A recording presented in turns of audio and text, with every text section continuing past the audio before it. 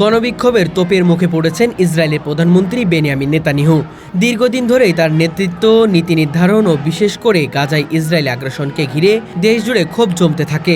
সাম্প্রতিক হামলার ঘটনায় ব্যাপক প্রাণহানি ও আন্তর্জাতিক অঙ্গনে সমালোচনার ঝড় ওঠার পর থেকে ইসরায়েলের ভেতরে জনরোষ তীব্র আকার ধারণ করেছে।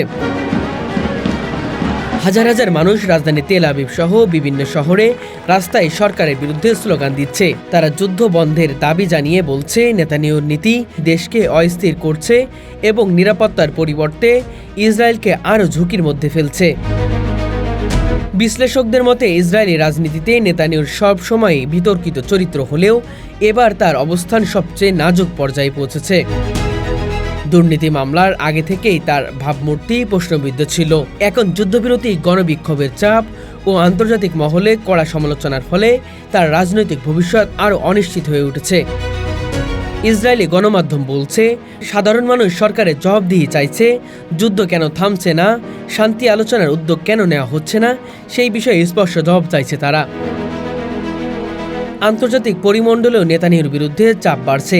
বিভিন্ন মানবাধিকার সংস্থা ও জাতিসংঘের প্রতিনিধিরা গাজায় নির্বিচারে বোমাবর্ষণ ও সাধারণ মানুষের মৃত্যু নিয়ে তীব্র উদ্বেগ প্রকাশ করছে। যেখানে গত 2 সপ্তাহ ধরে নিয়মিত সমাবেশ হচ্ছে, শুধু গত শুক্রবারের বিক্ষোভেই প্রায় 50,000-এরও বেশি মানুষ অংশ নেয়, যা সাম্প্রতিক সময়ের সবচেয়ে বড় সমাবেশ হিসেবে বিবেচিত হচ্ছে।